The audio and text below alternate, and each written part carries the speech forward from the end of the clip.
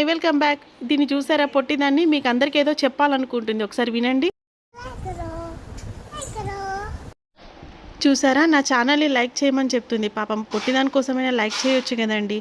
ఇప్పుడైతే మేము మా అమ్మ వాళ్ళ ఇంటికి బయలుదేరాము. అంటే చెప్పాను కదా, ఒకే ఊళ్ళో అమ్మ వాళ్ళు అత్తయ్య వాళ్ళు ఉంటారు అని. ఈ రెండిళ్ళకి మధ్యలో ఒక గల్లీ మాత్రమే దూరం, అంతే.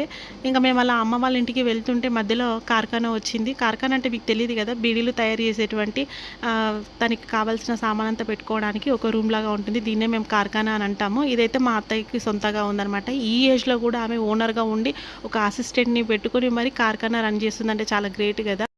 ఇక్కడ నుంచి ముందుకు నడుస్తూ ఉంటే అమ్మ వాళ్ళది గల్లీ వచ్చింది. ఇక్కడైతే ఇండ్లు అన్నీ కూడాను పాతవిగానే ఉన్నాయి. ఎందుకంటే అందరూ కూడాను వాళ్ళ మెమొరీస్ని అలా ఉంచుకోవడానికి ఇండ్లని ఏమాత్రం కూడా డిస్టర్బ్ చేయకుండా కొంచెం రినోవేట్ ఏదైనా ఉంటే చేసి అలా ఉంచేసుకున్నారు.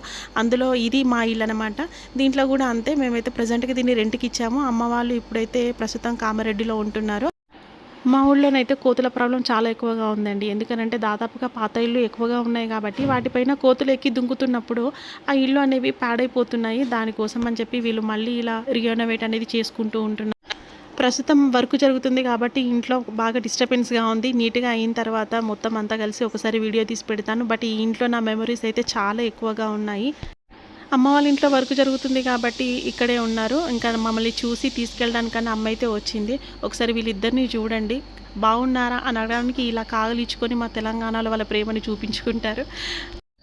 మనమల్లని మనవరాలను చూడగానే ఈ అమ్మమ్మలకి నానమ్మలకి ఎక్కలేని ప్రేమ కదా. తాతలు అమ్మమ్మలు నానమ్మలు ఉన్న పిల్లలందరూ కూడా అదృష్టవంతులే. ఎందుకంటే వాళ్ళకి హెల్త్ బాగాలేకపోయినా కానీ వాళ్ళ కోసం అన్నీ చేస్తూ ఉంటారు కదా. ఇప్పుడైతే మేము ఇక్కడ భక్షాలు చేస్తున్నాము. వేడివేడిగా భక్షాలు చేయగానే తినేసి అమ్మ వాళ్ళ ఇంటికి అయితే స్టార్ట్ అయిపోయినాం. ఇక్కడ మా చిన్నాళ్ళని చూడండి, ఇప్పుడంటే వాడు క్రికెట్ ఆడతాడంట. నేను వీడియో తీయాలి అని చెప్తున్నాడు.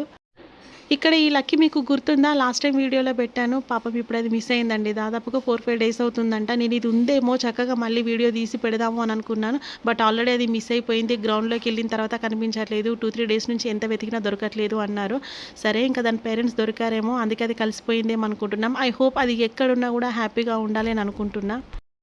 వీళ్ళ క్రికెట్ని చూడండి ఒకసారి. మా చిన్నోడి బౌలింగ్కి మా పెద్దోడి బ్యాటింగ్కి బాల్ కాస్త గోడ అవతలకి వెళ్ళిపోయింది. అది ఎక్కడ పడిందో కూడా తెలీదు. ఇంకో బాల్ తెచ్చుకొని మళ్ళీ గేమ్ అనేది స్టార్ట్ చేశారు. డైలీ నాన్ వెజ్ అవుతుంది కాబట్టి ఏదైనా మంచి వెజ్ చేయమని చెప్తే మా ఇంట్లో మాత్రం నాన్ వెజ్ తినరా, అట్లీస్ట్ ఎగ్ అయినా తినండి అని ఎగ్ కర్రీ చేస్తున్నారు ఇక్కడ. ఇంకా నైట్ 10-10:30 అలా అయింది మేము డిన్నర్ కంప్లీట్ చేసుకునేసరికి. ఒకసారి వీళ్ళని చూడండి, సపరేట్ రూమ్లో టీవీలో దయ్యం సినిమా పెట్టుకొని చూస్తున్నారు. మూవీ నేమ్ వచ్చేసి శబ్దం అనమాట. లైట్స్ ఆఫ్ చేసుకుని నలుగురు పిల్లలు ఇలా ఒంటరిగా దయ్యం సినిమాని చూస్తున్నారు. అది రాత్రి 11 గంటలకి. ఈసారి హాలిడేస్ని అయితే పిల్లలు మామూలుగా ఎంజాయ్ చేయట్లేదు. ఎక్కడికి వెళ్తే అక్కడ పిల్లలందరితో కలిసిపోయి అన్ని ఆటలు ఆడుతూ హ్యాపీగా ఎంజాయ్ చేస్తున్నారు. కానీ వీళ్ళు ఇలా దయ్యం సినిమా చూస్తూ ఉంటే వీళ్ళని చూస్తేనే పెద్ద దయ్యాల్లా ఉన్నారు. వీళ్ళు సినిమా చూడడం ఏంటి అని అనిపిస్తుంది. Anyway, thank you for the watching. Bye.